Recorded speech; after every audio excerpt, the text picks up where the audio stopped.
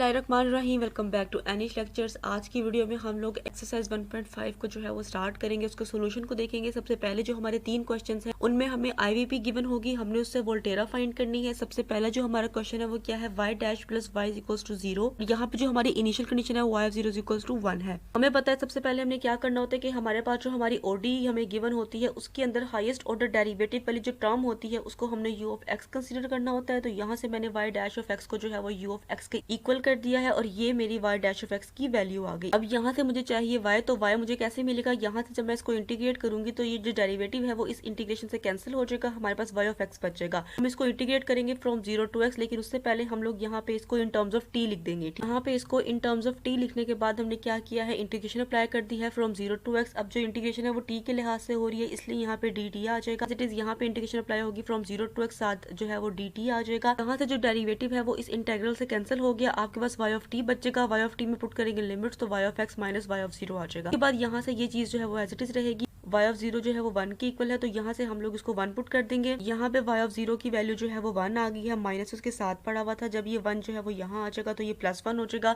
Plus 0 to x u of dt, ये हमारी y of x की वैल्यू आ गई। अब यहाँ पे कोई भी मल्टीपल इंटीग्रल नहीं है, वरना हम उसको सिंगल में कन्वर्ट करते हैं। यही हमारे y ऑफ x की वैल्यू है। अब हमने इन दोनों वैल्यूज को इक्वेशन नंबर 1 को इक्वेशन नंबर 2 को पुट कर देना है अपनी ओडी के अंदर। हमारी गिवन ओडी थी, इसके अंदर हमने y डैश की जगह पे u ऑफ x पुट कर दिया और y की जगह पे जो हमने वैल्यू भी फाइंड की थी वो पुट कर देंगे। 1 plus 0 to x u of dt, ये हमारी यहाँ पे इस तरह से वैल्यू आ गई, इज इक्वल्स टू 0। x को यही रहने देंगे, बाकी सारी टर्म्स को उठा के दूसरी साइड पे ले जाएंगे और इनके साइन जो है वो चेंज हो जाएंगे। तो यहाँ पे +1 था, यहाँ -1 हो जाएगा। इंटीग्रल था, यहाँ पे माइनस इंटीग्रल हो जाएगा।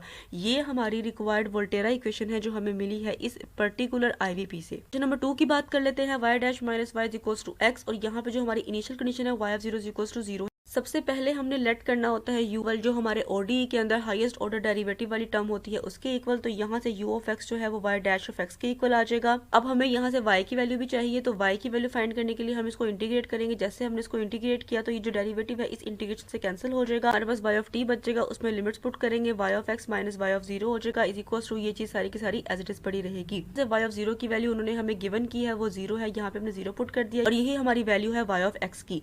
अब यहाँ पे कोई भी मल्टीपल इंटीग्रल मौजूद नहीं है। अगर मल्टीपल इंटीग्रल होता तो पहले हम उसको सिंगल में कन्वर्ट करते, उसके बाद ओडी में जो है हम पुट करते।